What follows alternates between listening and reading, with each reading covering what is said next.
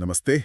आज हम झारखंड कक्षपाल प्रतियोगिता परीक्षा 2025 यानी जेकेसीई 2025 की सभी जरूरी जानकारियों को एक एक करके समझेंगे। हमारे पास इस परीक्षा से जुड़ी आप कह सकते हैं सारी स्लाइड्स हैं और हम हर एक को विस्तार से देखेंगे, बिल्कुल जैसे एक लाइव क्लास में होता है। तो चलिए पहली स्लाइड से ही शुरू करते हैं। बिल्कुल। तो जैसा कि स्क्रीन पर दिख रहा है, ये झारखंड सरकार की ओर से कक्षपाल मतलब प्रिजन वार्डर के पद के लिए 2025 की भर्ती है। इसे एक सुनहरा अवसर भी बताया गया है, खासकर उन लोगों के लिए जो 10वीं पास हैं और एक सरकारी नौकरी चाहते हैं। विज्ञापन संख्या भी दी हुई है 07-2025। हाँ, और यहाँ ध्यान देने वाली बात यह है कि ये जेकेसी 2025 के नाम से जानी जाएगी। ये उन उम्मीदवारों के लिए एक बहुत बड़ी भर्ती है जो यूनिफॉर्म सर्विसेज में अपना करियर बनाना चाहते हैं। ठीक है, तो अब देखते हैं कि कुल कितनी रिक्तियां हैं। यहाँ तो बम्पर बहाली लिखा हुआ है। पदों को 2 हिस्सों में बांटा गया है, रेगुलर और बैकलॉग। रेगुलर में पुरुषों के लिए 1634 पद हैं और महिलाओं के लिए 64। और बैकलॉग में पुरुषों के लिए 19 और महिलाओं के लिए 16 पद हैं। और जो नीचे एक नोट दिया गया है वो बहुत महत्वपूर्ण है। अच्छा। हाँ, इन कुल पदों में होमगार्ड और भूतपूर्व सैनिकों के लिए आरक्षण भी शामिल है। इसका मतलब है कि इन श्रेणियों के उम्मीदवारों के लिए सीटें पहले से आरक्षित होंगी, जो उनके लिए एक बहुत अच्छी खबर है। चलिए अब वेतन और योग्यता पर आते हैं। शैक्षिक योग्यता तो बहुत ही सीधी है, किसी भी मान्यता प्राप्त संस्थान से 10वीं या मैट्रिक पास, लेकिन एक शर्त भी है, आवेदन की अंतिम तिथि तक पास होना जरूरी है। बिल्कुल। और वेतनमान की बात करें तो ये पे मैट्रिक्स लेवल 2 का है, जो 19,900 रुपए से 63,200 रुपए के बीच है। पर ये बेसिक पे स्केल है। इसके साथ सरकार के नियमों के अनुसार दूसरे भत्ते भी मिलेंगे, जैसे महंगाई भत्ता, मकान किराया भत्ता वगैरह वगैरह। तो मतलब हाथ में आने वाली सैलरी इससे ज्यादा होगी। ठीक है। अगला महत्वपूर्ण पहलू है आयु सीमा। उम्र की गणना 1 अगस्त 2025 के आधार पर की जाएगी। हाँ। न्यूनतम उम्र तो सभी के लिए 18 वर्ष है, पर अधिकतम उम्र वो अलग अलग श्रेणियों के लिए अलग है। जनरल और ईडब्ल्यूएस पुरुषों के लिए 25 वर्ष, ओबीसी पुरुषों के लिए 27 वर्ष। सभी वर्गों की महिलाएं मतलब जेन, ओबीसी, ईडब्ल्यूएस सबके लिए 28 वर्ष और एससी एसटी पुरुष और महिला दोनों के लिए 30 वर्ष। यहाँ एक और जरूरी बात है, भूतपूर्व सैनिकों को अधिकतम आयु में 5 वर्ष की अतिरिक्त छूट भी दी गई है। ये एक बहुत बड़ा फायदा है। तो उम्मीदवारों को अपनी श्रेणी के अनुसार आयु सीमा की जांच सावधानी से करनी चाहिए। सही बात है। अब आते हैं शारीरिक मापदंड पर। ऊंचाई यानी हाइट की बात करें तो जनरल, ईडब्ल्यूएस, ओबीसी, आईबीसी 2 के लिए 160 सेंटीमीटर, एससी एसटी के लिए 155 सेंटीमीटर और सभी वर्ग की महिलाओं के लिए 148 सेंटीमीटर। ठीक है। और सीना, चेस्ट, ये सिर्फ पुरुषों के लिए है।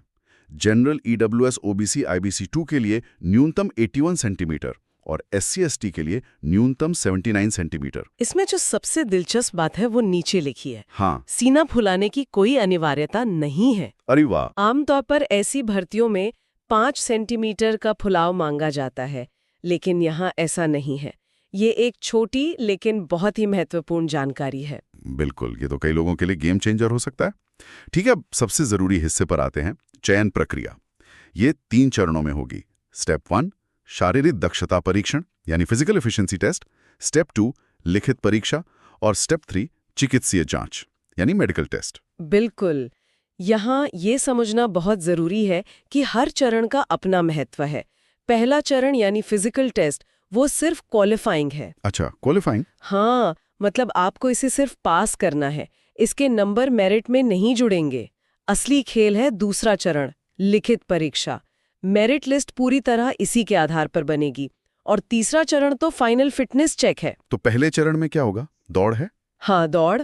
पुरुषों को 1 मील यानी लगभग 1.6 किलोमीटर की दूरी 6 मिनट के अंदर पूरी करनी है। बिल्कुल। और महिलाओं को भी उतनी ही दूरी 1 मील 10 मिनट के अंदर पूरी करनी है। जैसा हमने पहले कहा, ये सिर्फ क्वालिफाइंग है, इसके कोई अंक नहीं है। लेकिन अगर आप इसे पास नहीं कर पाए तो आप दूसरे चरण में जा ही नहीं पाएंगे। इसीलिए स्लाइड पर लिखा है आज ही अभ्यास शुरू करें। ये बहुत सही सलाह है। सही बात है। फिजिकल पास करने के बाद आती है मुख्य परीक्षा। ये परीक्षा ओएमआर आधारित यानी ऑफलाइन होगी और प्रश्न वस्तुनिष्ठ और बहुविकल्पीय मतलब एमसीक्यू टाइप होंगे। इसमें कुल 3 पेपर होंगे, पेपर 1, 2 और 3। यहाँ पर मार्किंग स्कीम को समझना बहुत बहुत जरूरी है। ओके। हर सही उत्तर के लिए +3 अंक मिलेंगे, लेकिन हर गलत उत्तर के लिए -1 अंक काटा जाएगा। ये नेगेटिव मार्किंग है। बाप रे। इसका सीधा मतलब है कि तुक्का लगाना भारी पड़ सकता है और सटीकता, एक्यूरेसी बहुत महत्वपूर्ण होगी। ठीक है। अब पेपर्स को थोड़ा विस्तार से देखते हैं। पेपर 1 है भाषा ज्ञान का। इसमें हिंदी भाषा के 80 प्रश्न और अंग्रेजी भाषा के 40 प्रश्न होंगे। कुल 120 प्रश्न, जिसके लिए 2 घंटे का समय मिलेगा। और इस पेपर की सबसे खास बात यह है कि ये भी क्वालिफाइंग है। अच्छा, ये भी। हाँ, इसके अंक मेरिट में नहीं जुड़ेंगे, लेकिन इसे पास करने के लिए कम से कम 30% अंक लाना अनिवार्य है। अच्छा। अगर इसमें 30% नहीं आए तो आपके बाकी पेपर चेक ही नहीं होंगे। मतलब सारी मेहनत बेकार। बिल्कुल। अब आता है पेपर 2, जो मेरिट मेकिंग है, यानी इसके अंक मेरिट में जुड़ेंगे। इसमें कई भाषाओं का विकल्प दिया गया है, जैसे हिंदी, अंग्रेजी, संस्कृत, उर्दू, संथाली, बांग्ला, मुंडारी और भी कई सारी। उम्मीदवारों को इनमें से कोई एक भाषा चुननी होगी। ये 100 प्रश्नों का पेपर होगा, जिसके लिए 2 घंटे मिलेंगे। इसमें भी न्यूनतम 30% पास मार्क्स तो है, लेकिन मेरिट में आने के लिए ज्यादा से ज्यादा स्कोर करना होगा। भाषा का चुनाव आप कह सकती हैं कि एक रणनीतिक फैसला हो सकता है। उम्मीदवारों को वो भाषा चुननी चाहिए जिसमें उनकी पकड़ सबसे अच्छी हो। सही है। और आखिरी पेपर है सामान्य ज्ञान का। ये भी मेरिट मेकिंग है। इसमें कुल 120 प्रश्न होंगे और समय 2 घंटे का होगा। इस पाई चार्ट में इसका ब्रेकडाउन भी दिया है। झारखंड राज्य जीके के 50 प्रश्न, हाँ 50, सामान्य अध्ययन के 40 प्रश्न, सामान्य विज्ञान के 20 प्रश्न और गणित के सिर्फ 10 प्रश्न। ये साफ है कि झारखंड राज्य का सामान्य ज्ञान सबसे महत्वपूर्ण हिस्सा है, जिसके 50 प्रश्न है। ये मेरिट में सबसे बड़ा अंतर पैदा कर सकता है। उसके बाद सामान्य अध्ययन का महत्व है। गणित का वेटेज सबसे कम है। तो पढ़ना क्या है? सिलेबस क्या कहता है? गणित और विज्ञान में मैट्रिक मतलब 10वीं स्तर के प्रश्न होंगे। झारखंड जीके में राज्य का इतिहास, भूगोल, संस्कृति, खान खनिज, आंदोलन में योगदान, विकास योजनाएं और खेल खिलाड़ी, ये सब शामिल है। और सामान्य अध्ययन में भारत का इतिहास, भूगोल, पर्यावरण, स्वतंत्रता आंदोलन, कृषि, संविधान और पंचायती राज। और भाषा यानी पेपर 2 के लिए चुनी गई भाषा के लोकगीत, लोक कथाएं और व्याकरण पर ध्यान देना होगा।